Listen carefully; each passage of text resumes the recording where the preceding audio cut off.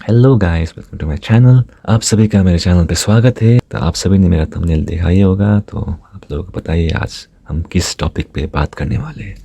तो चलिए शुरू करते हैं। तो गाइस, रामायण मूवी का ट्रेलर रिलीज हुए आज शायद 3 दिन हो गए होंगे, 3 डेज। पर जो सोशल मीडिया पे इंडियन ऑडियंस द्वारा रामायण को लेकर जो हेट फैलाया जा रहा है, I mean literally hate. I know hate is a big word, but it is what it is.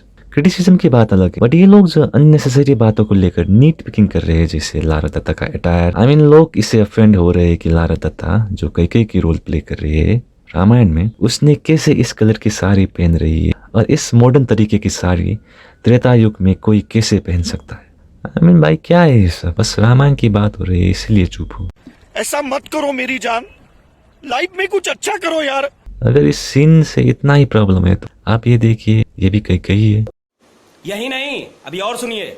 और दूसरी बात हो रही है सुर्पनखा के कास्टिंग के ऊपर।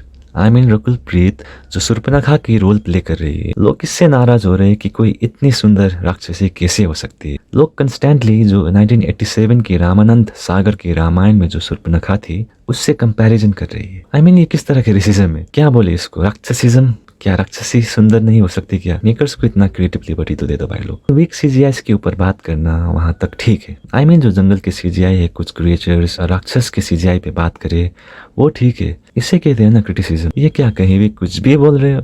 आई मीन सीजीआई की बात कर रही हो तो लोग एक और कंपैरिजन कर रहे हैं 1987 की रामानंद सागर की कुंभकर्ण और ये सीजीआई वाली कुंभकर्ण की।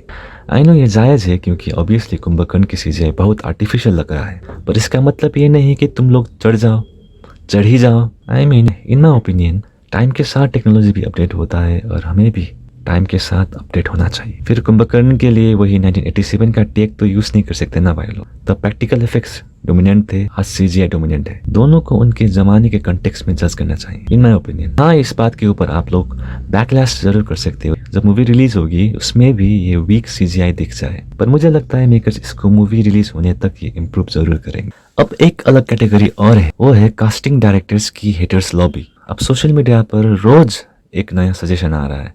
किसी को लगता है सीता की कास्टिंग गलत है, किसी को लगता है रणबीर कपूर एस राम के लिए फिट नहीं है, कोई बोल रहा है यश की जगह कोई और होना चाहिए था, और हर दूसरे बंदे के पास अपनी ड्रीम कास्ट रेडी है। हर आदमी अपनी फेवरेट स्टार कास्ट को रामायण में देखना चाहता है।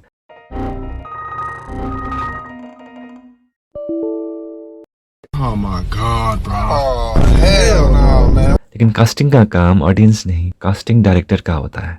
और ऑनेस्टली ट्रेलर देखने के बाद मुझे तो मेन कास्ट की परफॉर्मेंस काफी कन्विंसिंग लगी। अब अगर कल सलमान भाई को राम बना दिया ना तो वो कहेंगे लक्ष्मण एक बार मैंने कमिटमेंट कर दी तो बनवास के बाद भी अयोध्या वापस नहीं मुड़ूंगा। पर जो भी होगा इस वजह से सबसे ज्यादा फायदा हो रहा है यू नो हु, लेजेंडरी ओम रावत को। आई मीन मेरा इंस्टा का पूरा फीड भर गया है यहाँ आदि पुरुष से। I mean they literally revived after this trailer.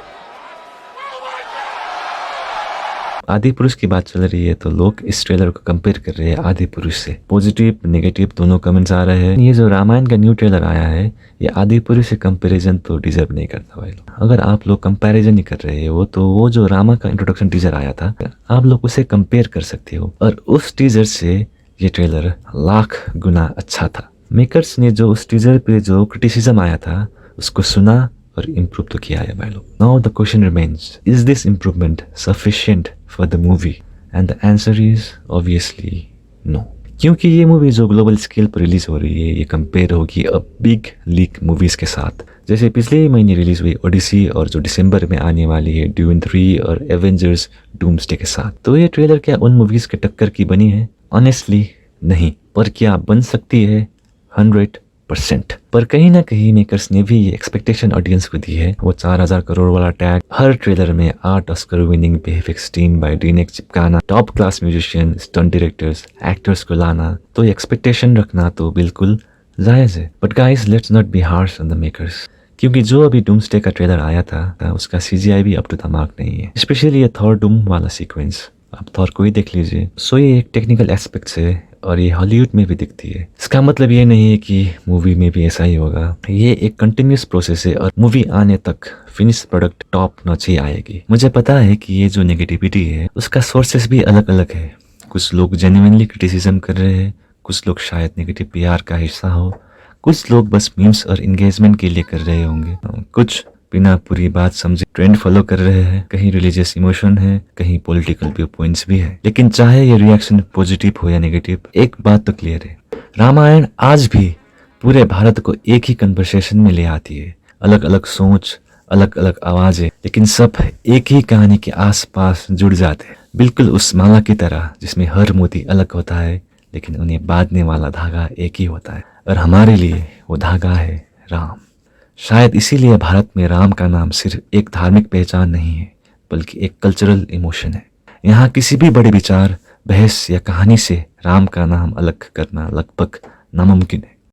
और यही बात रामायण पे भी अप्लाई होता है भाई लोग। So guys, be patient. I understand Ramayan हमारे देश का धरोहर है, ये हर बात पे रिएक्टिव होना I can totally empathise, but let's be a little bit empathetic to Ramayan makers too. उनको भी बहुत प्रेशर है गाइस, और उन लोगों की विजन की बात करिए तो ये ट्रेलर देखने के बाद तो लग रहा है कि ये एकदम सही जगह है। बस सब इंडियन ऑडियंसेस का सपोर्ट चाहिए। जय सिया राम।